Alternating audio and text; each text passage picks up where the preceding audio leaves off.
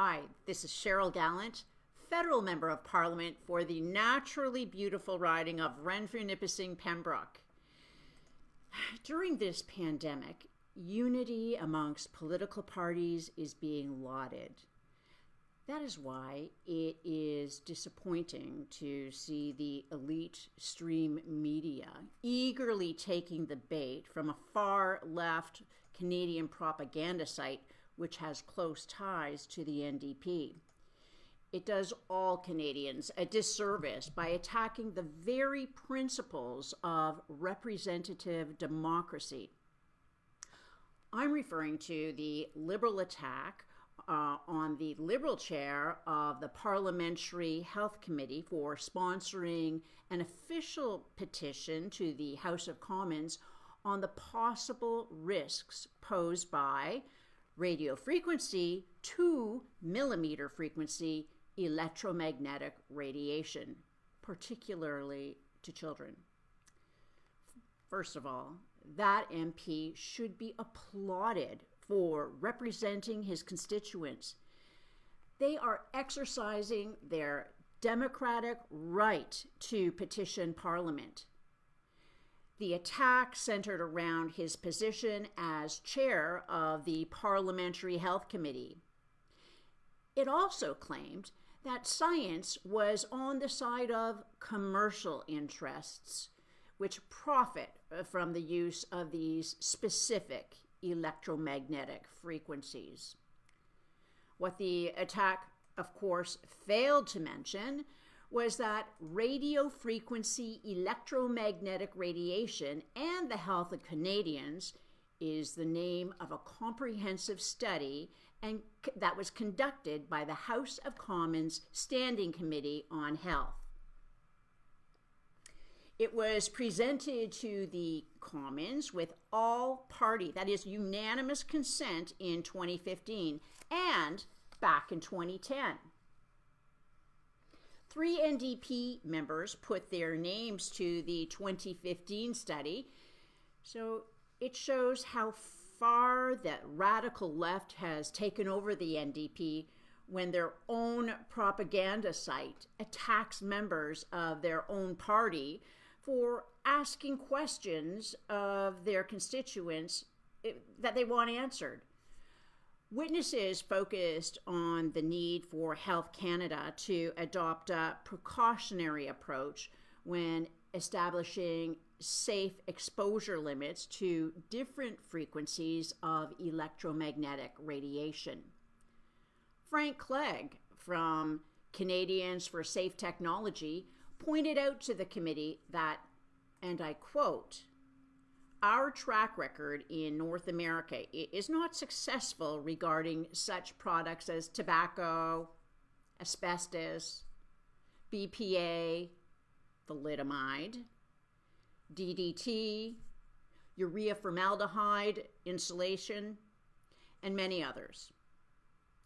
Frank continued, quote, "Use of the precautionary principle of prudent avoidance should therefore be recommended until the science proves beyond a reasonable doubt that there is no potential for harm." End quote.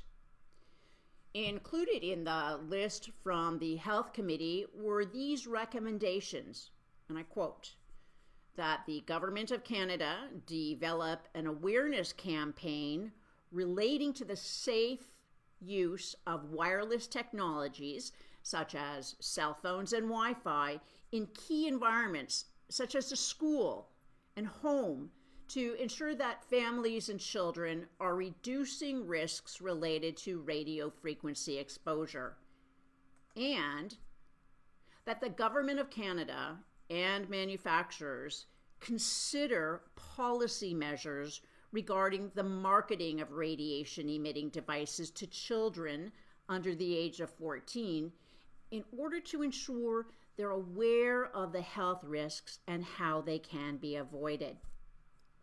This sounds to me like it's exactly what the petitioners were asking for in the petition their MP presented on their behalf to Parliament.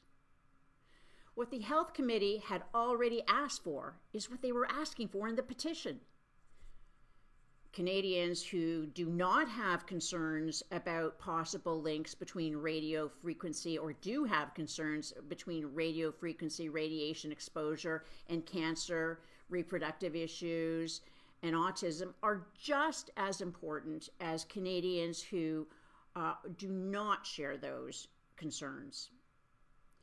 Canadians are exposed to different frequencies of electromagnetic radiation 24 hours a day, 7 days a week.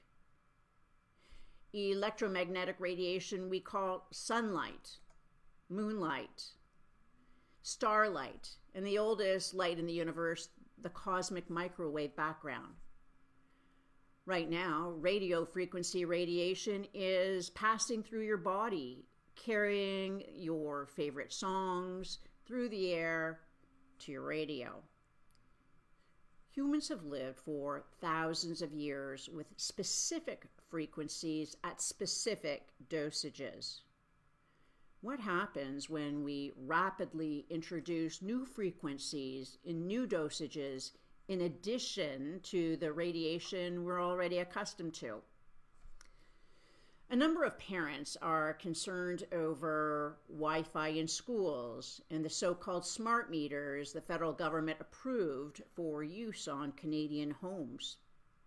They insist on a safer, more cost-effective, and secure alternative. Some feel fiber optics and wired connections to every home and business would be a safer, more cost-effective, and secure alternative. Canadians should have the option to have wired connections to their buildings, and then again within their buildings. Wireless is necessary for mobile devices, but it's not necessary for stationary devices. Wiring stationary devices should be a choice. The federal government needs to act now to give consumers a choice. When all Canadians are sacrificing their freedom for public health, it's critical we do not let political and commercial interests smother our freedom of speech at the expense of personal health.